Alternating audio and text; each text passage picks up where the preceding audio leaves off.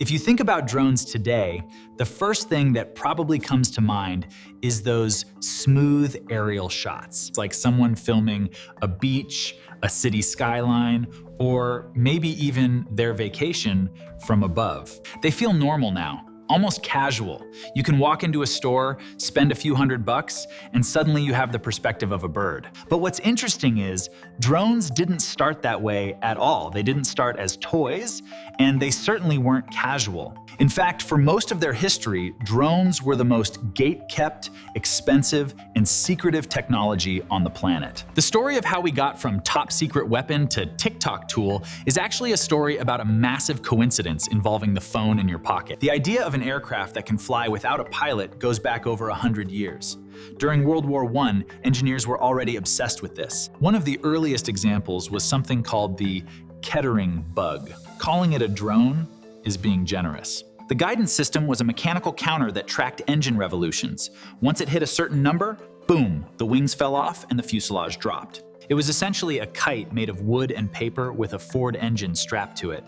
It didn't have cameras or sensors, it was just a flying bomb. It was set to be the world's first cruise missile, but the war ended before it could ever see combat. It proved a terrifyingly important concept though: the pilot is optional. As we moved into the Cold War, the tech shifted from blowing things up to seeing things. Think about the risk of a U-2 spy plane pilot being shot down over enemy territory. That's an international incident. But if a machine gets shot down, you've lost some metal, but you haven't lost a person. Militaries started building drones that were basically flying cameras. These machines would fly a preset path, take photos on actual rolls of film, and then, get this, they'd have to parachute back down to Earth so someone could go find the canister and develop it. It was slow and clunky, but it was the birth of modern surveillance. Why did drones suddenly explode in the 2010s instead of the 80s or 90s? It's because of the smartphone. To make a drone fly, you need three things: a brain, a tiny, fast processor, sensors, accelerometers, gyroscopes to tell the drone which way is down, and GPS. In the 90s, these components were huge, heavy, and cost tens of thousands of dollars. But then, Apple and Google started churning out billions of iPhones and Androids. To make phones work, the industry had to perfect MEMS, micro-electromechanical systems, shrinking those massive sensors down to the size of a grain of salt. The drone industry basically piggybacked on your pocket. If we weren't obsessed with mobile phones, a DJI drone would probably still cost $50,000 and weigh as much as a suitcase. While the tech was getting smaller, the military side was getting smarter.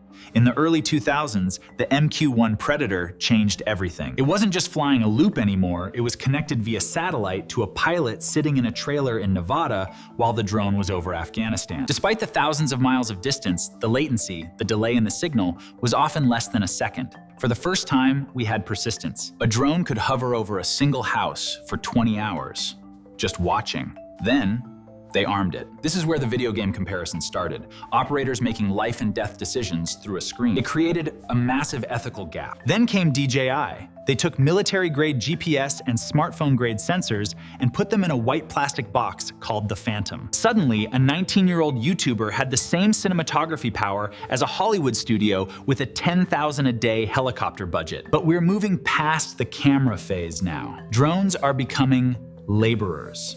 In agriculture, they use multispectral cameras to see the health of plants by detecting light waves invisible to humans. Suddenly, a 19-year-old YouTuber had the same cinematography power as a Hollywood studio with a $10,000 a day helicopter budget.